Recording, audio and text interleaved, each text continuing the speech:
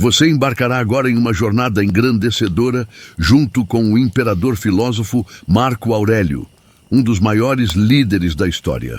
Neste livro, você terá a oportunidade de explorar as profundezas da mente de um homem que, apesar de conquistar e governar um vasto império, nunca perdeu de vista a importância da reflexão, da ética e da autodescoberta.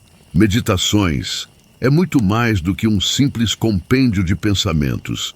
É um guia atemporal que nos convida a repensar a maneira como enfrentamos os desafios da vida. Escrito em meio a guerras, crises e a rotina exigente de um imperador, este texto revelador oferece uma visão única sobre a busca pela virtude, a resiliência diante da adversidade e a importância de viver de acordo com princípios que transcendem as circunstâncias externas. Prepare-se para mergulhar em reflexões que ainda hoje ressoam profundamente em nossos corações e mentes. Você será inspirado a questionar a si mesmo, a cultivar bondade e a desenvolver uma força interior que o ajudará a navegar pelas tempestades da vida.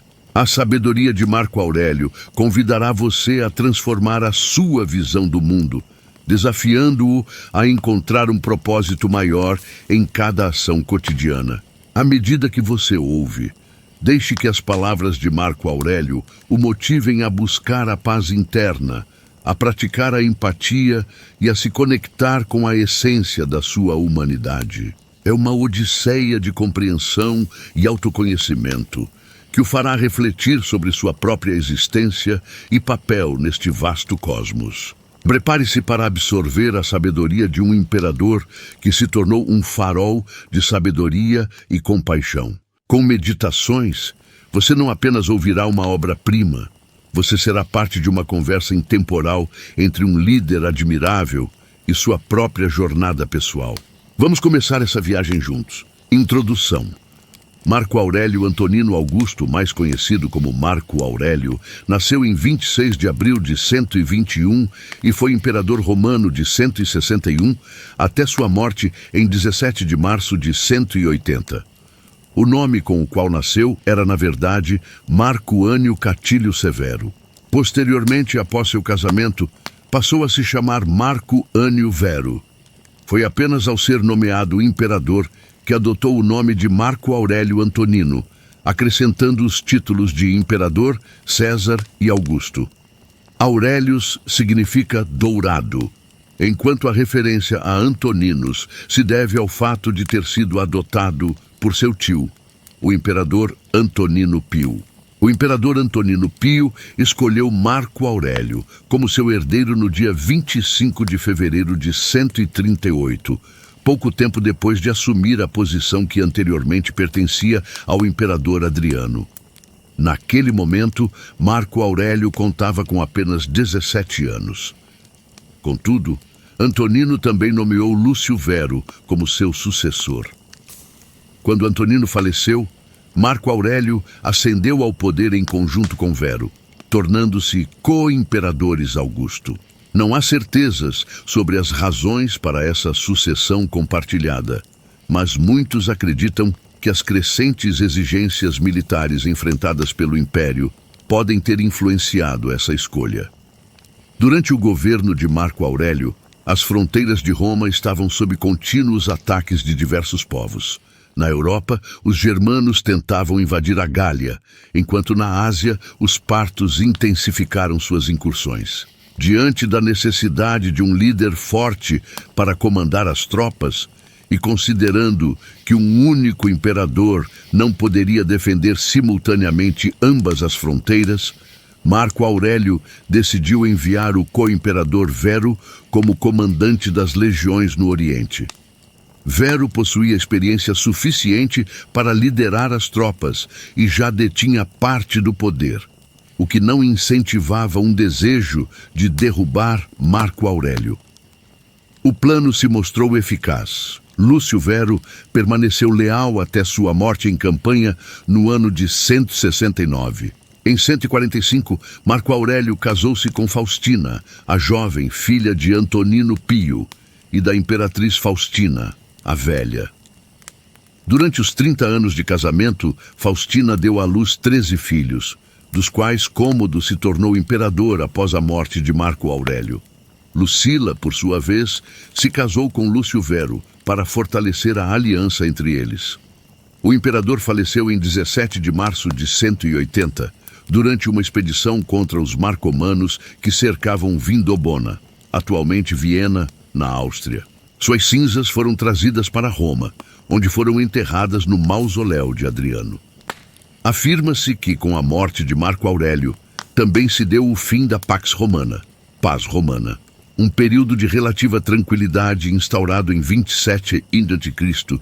por Augusto César, no qual a população romana viveu protegida de seu maior temor: as invasões dos bárbaros nas fronteiras. Apesar das misérias, calamidades e das constantes batalhas contra os bárbaros que planejavam invadir Roma, assim como das tragédias familiares que enfrentou, Marco Aurélio não permitiu que sua inteligência e vontade fossem abaladas. Essa perseverança é uma característica notável desse imperador filósofo, que sempre manteve sua honra, bondade e senso de justiça. Durante todos esses tempos conturbados, Marco Aurélio escrevia reflexões pessoais repletas dos mais elevados códigos morais, usando os momentos livres que lhe eram concedidos por suas campanhas como fonte de orientação e autoaperfeiçoamento. É provável que ele não tenha pretendido publicar esses escritos, que originalmente receberam o nome de Solilóquios ou A Mim Mesmo. Suas obras refletem claramente as ideias estoicas, que giram em torno da supressão de emoções e de habilidades que, segundo o imperador, libertariam o homem das dores e prazeres do mundo material. Para Marco Aurélio, a única forma de ser afetado pelos outros seria se a pessoa permitisse que suas reações tomassem conta dela. Embora ele não demonstrasse uma crença religiosa específica em seus escritos, parecia acreditar em uma força lógica e benevolente que organizava o universo de modo que até mesmo eventos considerados ruins ocorressem para o bem maior. Com o tempo, esses escritos foram rebatizados como meditações e, sem dúvida, se tornaram uma das obras mais célebres da história da humanidade. Meditações de Marco Aurélio, livro 1. Do meu avô Vero, aprendi bons costumes e o governo do meu temperamento, da reputação e lembrança de meu pai, modéstia e caráter viril, da minha mãe, piedade e beneficência e abstinência, não só das más obras, mas também dos maus pensamentos, e ainda frugalidade no meu modo de viver, longe dos hábitos dos ricos, do meu bisavô não ter frequentado escolas públicas, ter tido bons mestres em casa e saber que em tais coisas o homem deve gastar com liberalidade. Do meu tutor, para não ser nem do time verde, nem do time azul nas corridas biga, nem partidário, nem do parmulários, nem do escutários nas lutas dos gladiadores. Dele também aprendi a perseverança no trabalho, e a querer pouco, e a trabalhar com as minhas próprias mãos, e a não interferir nos assuntos de outras pessoas, e a não estar disposto a ouvir a calúnia.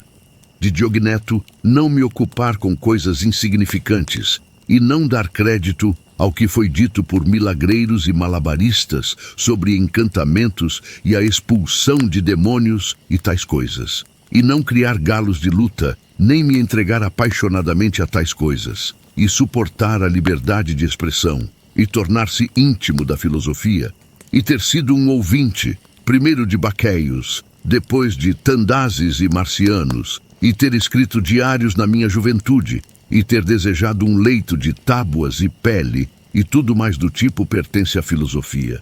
De rústicos, recebi a ideia de que o meu caráter necessitava de aperfeiçoamento e disciplina.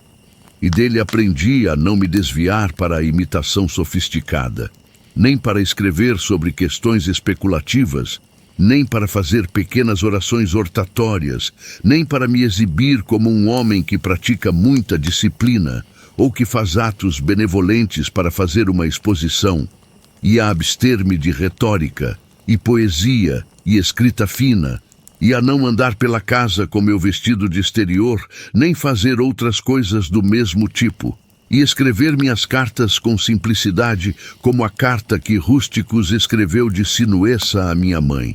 E com respeito àqueles que me ofenderam com palavras, ou me fizeram mal, estar facilmente disposto a ser apaziguado e conciliar, logo que tenham demonstrado disponibilidade para se reconciliar. E ler atentamente e não me contentar com uma compreensão superficial de um livro, nem apressadamente dar meu consentimento àqueles que falam demais. E estou-lhe grato por conhecer os discursos de Epicteto, que ele me transmitiu de sua própria coleção. De Apolônio, aprendi a liberdade do desejo e a firmeza constante de propósito, e a não olhar para nada mais, nem mesmo por um momento, exceto para a razão, e a ser sempre o mesmo, em dores agudas, por ocasião da perda de um filho, e em doença prolongada, e a ver claramente, em um exemplo vivo, que o mesmo homem pode ser ao mesmo tempo resoluto e ceder, e não se encolerizar ao dar suas instruções, e ter tido diante dos meus olhos um homem que considerava claramente sua experiência e sua habilidade em expor princípios filosóficos como o menor de seus méritos. E dele aprendi a receber dos amigos o que são favores preciosos, sem ser humilhado por eles ou deixá-los passar despercebidos. De sexto, uma posição benevolente, o exemplo de uma família governada de maneira paternal, e a ideia de viver de acordo com a natureza, e a seriedade, sem afetação, e cuidar diligentemente dos interesses dos amigos, e tolerar os ignorantes e aqueles que formam opiniões sem consideração. Ele tinha o poder de acomodar-se facilmente a todos, para que o relacionamento com ele fosse mais agradável que qualquer bajulação, e ao mesmo tempo ele era mais admirado pelos que com ele se associavam. E tinha a faculdade de descobrir e ordenar, de um modo inteligente e metódico, os princípios necessários à vida. E nunca demonstrou raiva ou qualquer outra paixão, mas era inteiramente livre de paixão e também muito afetuoso. E podia expressar aprovação sem ostentação e possuía muito conhecimento sem exibição. De Alexandre, o gramático, para abster-se de encontrar falhas e não censurar aqueles que proferiram qualquer expressão bárbara ou solecista ou estranha, mas para prontamente responder com a própria expressão que deveria ter sido usada e na maneira dar confirmação ou juntar-se a uma inquirição sobre a própria coisa, não sobre a palavra ou por qualquer outra forma adequada de sugestão. De frontão, aprendi a observar o que é inveja, falsidade e hipocrisia em um tirano, e que geralmente aqueles entre nós que são chamados patrícios são bastante deficientes em afeto paterno. De Alexandre, o platônico, não com frequência nem sem necessidade de dizer a alguém, nem escrever em uma carta, que não tenho tempo livre, nem desculpar continuamente o descaso dos deveres exigidos por nossa relação com aqueles com quem vivemos, alegando ocupações urgentes. De Catulo, não ficar indiferente quando um amigo encontra falhas, ainda que sem razão, mas tentar reconduzi-lo à sua disposição habitual, e estar disposto a falar bem dos mestres, como se relata de Domício e de Atenódoto, e amar verdadeiramente os meus filhos. De meu irmão Severo, a amar meus parentes, amar a verdade e amar a justiça, e através dele aprendi a conhecer Atrásias, Elvídio, Catão, Dião, Bruto, e dele recebi a ideia de um governo no qual existe a mesma lei para todos, um governo administrado em relação a direitos iguais e igual liberdade de expressão, e a ideia de um governo régio que respeite principalmente a liberdade dos governados. Eu aprendi dele também a consistência e firmeza inabalável na minha atenção à filosofia, e uma disposição para fazer o bem e dar aos outros prontamente e acalentar boas esperanças e acreditar que eu sou amado pelos meus amigos, e nele eu não observei nenhuma dissimulação de suas opiniões com respeito àqueles que ele reprovava, e que seus amigos não tinham necessidade de conjectura o que ele queria ou não queria, pois era bastante claro. De máximo, aprendi o governo de minha própria vontade, e não me deixar desviar por nada, e a alegria em todas as circunstâncias, assim como na doença, e uma justa combinação no caráter moral de doçura e dignidade, e a fazer o que me foi confiado sem me queixar. Eu observei que todos julgavam que ele pensava enquanto falava, e que em tudo o que fazia nunca tinha má intenção, e nunca mostrou espanto e surpresa, e nunca teve pressa, nem se deixou levar a fazer nada, nem ficou perplexo ou desanimado, nem jamais riu para disfarçar sua irritação, nem, por outro lado, alguma vez teve paixão ou suspeitas. Ele estava acostumado a fazer atos de beneficência, estava pronto para perdoar, e estava livre de toda falsidade, e apresentava a aparência de um homem que não podia ser desviado do certo, ao invés de um homem que havia se aperfeiçoado. Observei também que nenhum homem poderia jamais achar que fosse desprezado por Máximo, nem jamais se atreveria a considerar-se um homem melhor. Ele também tinha a arte de ser bem-humorado de uma maneira agradável. Em meu pai, observei a suavidade de temperamento e a resolução imutável nas coisas que ele tinha determinado após devida deliberação, e nenhuma vanglória naquilo que os homens chamam de honra, e um amor ao trabalho e à perseverança, e uma disponibilidade para ouvir aqueles que tinham algo a propor para o bem comum, e uma firmeza constante em dar a cada homem segundo os seus desígnios, e sabedoria derivada da experiência das ocasiões, tanto para a ação vigorosa como para a remissão. E observei que tinha abominado toda a paixão por rapazes, comum aos gregos de seu tempo, e se considerava não mais do que qualquer outro cidadão, e libertava seus amigos de toda a obrigação de cear com ele ou de assisti-lo por necessidade quando ia ao exterior, e aqueles que não o haviam acompanhado, em razão de qualquer circunstância urgente, sempre o encontravam do mesmo jeito. Observei também seu hábito de averiguação cuidadosa em todos os assuntos de deliberação, e sua persistência, e que ele nunca interrompeu sua análise por estar satisfeito com as aparências que se apresentam primeiro, e que sua disposição era manter seus amigos e não ficar logo cansado deles, nem ainda ser extravagante em seu afeto, e estar satisfeito em todas as ocasiões, e alegre, e prever as coisas muito longe, e propiciar o bem mais ínfimo, sem ostentação, e para controlar imediatamente os aplausos populares e toda a lisonja, e estar sempre vigilante sobre as coisas que eram necessárias para a administração do império, e ser um bom gerente das custas e pacientemente suportar a censura que recebia por tal conduta, e não ser supersticioso em relação aos deuses, nem cortejar homens com presentes, ou tentando agradá-los, ou lisonjeando-os. Mas ele mostrou sobriedade em todas as coisas e firmeza, e nunca qualquer pensamento ou ação maliciosa, nem tampouco amor a modismos. E as coisas que de alguma forma conduzem ao bem da vida, e das quais a fortuna dá um suprimento abundante, ele as usou sem arrogância e sem se justificar, de modo que quando as teve, as desfrutou sem afetação, e quando não as teve, não as quis. Ninguém jamais poderia dizer dele que ele era um sofista ou um petulante ou um pedante, mas cada um reconhecia que ele era um homem maduro, perfeito, acima da lisonja, capaz de administrar seus próprios assuntos e os dos outros homens. Além disso, ele honrou aqueles que eram verdadeiros filósofos, e não reprovou aqueles que fingiam ser filósofos, nem foi conduzido por eles. Ele era também fácil de conversar e tornava-se agradável, sem qualquer afetação.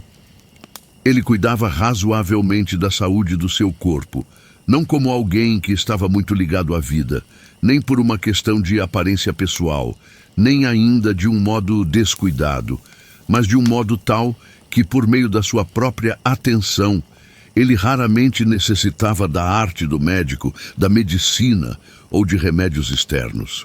Ele estava mais disposto a dar sem inveja àqueles que possuíam qualquer faculdade particular, tal como a de eloquência ou conhecimento da lei ou da moral ou de qualquer outra coisa, e deu-lhe sua ajuda para que cada um pudesse gozar de reputação de acordo com suas habilidades. E ele sempre agiu de acordo com as instituições de seu país, sem demonstrar qualquer afetação em fazê-lo.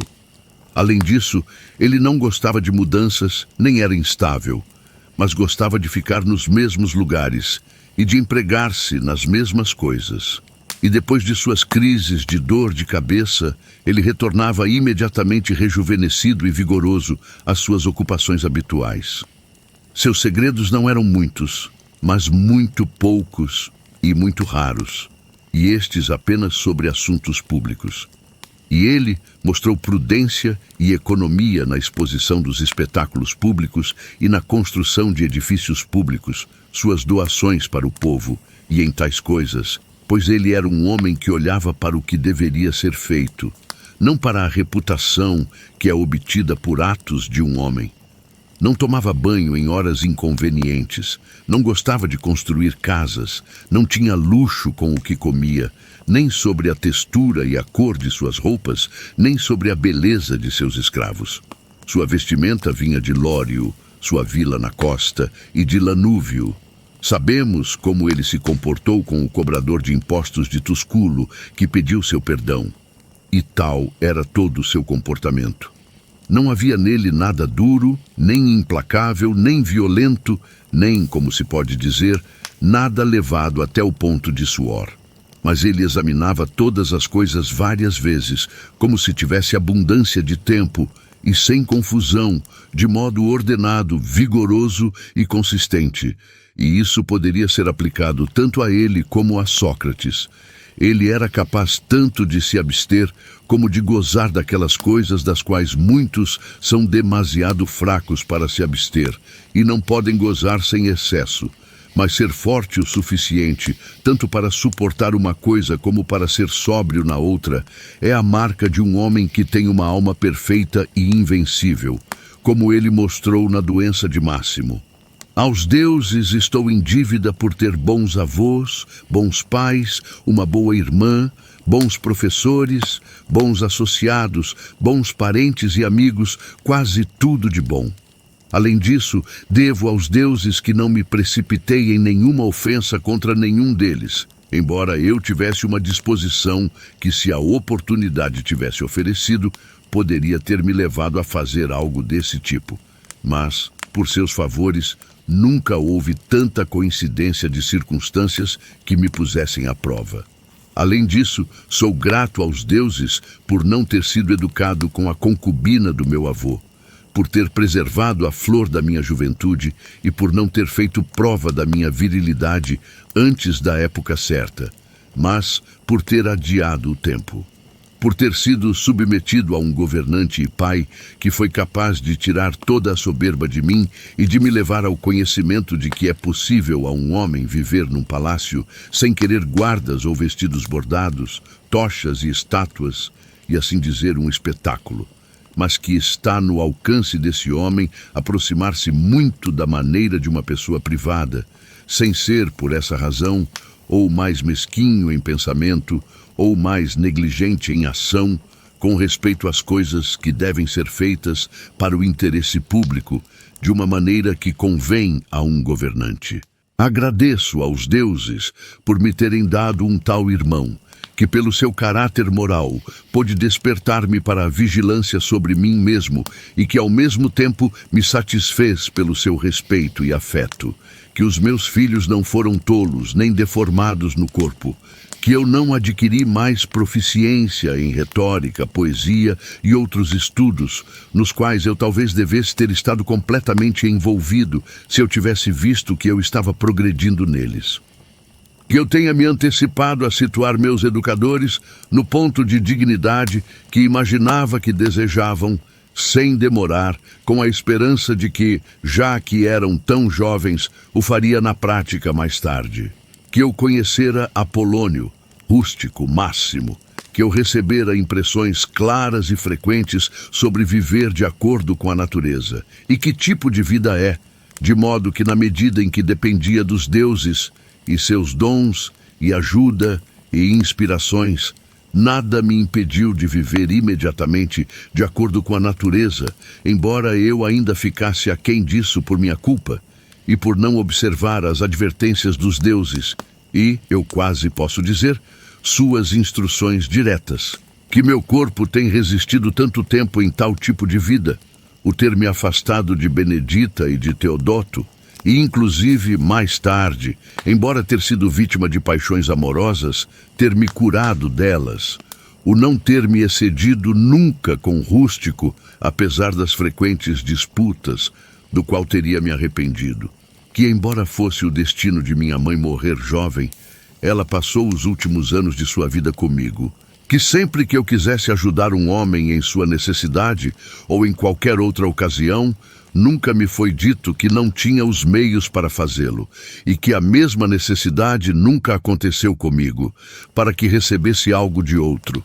Que eu tenha tal esposa, tão obediente, tão afetuosa e tão simples. Que eu tivera abundância de bons senhores para meus filhos, e que os medicamentos me foram dados por sonhos, tanto outros como contra o cuspir sangue e a tonturas, e que, quando eu tive uma inclinação à filosofia, eu não caí nas mãos de nenhum sofista, e que eu não perdi meu tempo com escritores de histórias, ou na solução de silogismos, ou me ocupar com a investigação das aparências nos céus, pois todas essas coisas requerem a ajuda dos deuses e fortuna. Escrito entre os Quadi no Granua,